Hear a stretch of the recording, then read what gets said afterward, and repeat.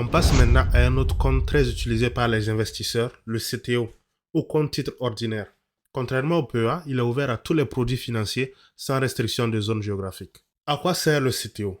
Le CTO, c'est le compte le plus simple et le plus flexible. Tu peux y loger des actions du monde entier, des ETF, des obligations, des produits dérivés, voire même certaines cryptos si ton courtier le permet. C'est l'enveloppe universelle. Pas de plafond, pas de contraintes d'utilisation, mais une fiscalité un peu plus lourde. Le CTO possède trois grands avantages. La première, c'est la liberté totale d'investissement. Dans le CTO, on peut tout mettre. Actions US, asiatiques, ETF monde, matières premières, crypto, ETF, tout.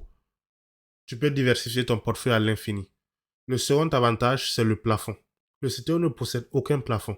Tu peux y investir autant que tu veux sans limite légale, contrairement au PEA ou au livret A. Le troisième avantage, c'est la grande souplesse de gestion.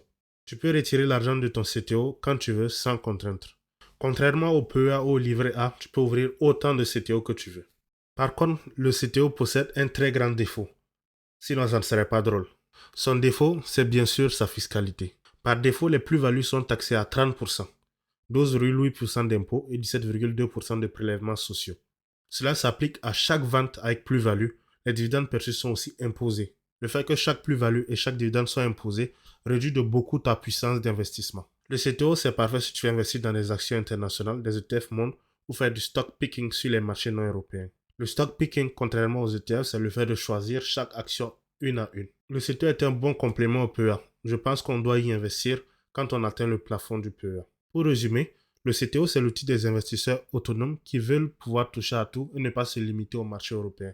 Mais attention, avec cette liberté vient un prix, celui de la fiscalité. Mais si tu veux investir sans prendre trop de risques ou même transmettre un capital à tes enfants dans des meilleures conditions possibles, il existe un autre support, l'assurance vie.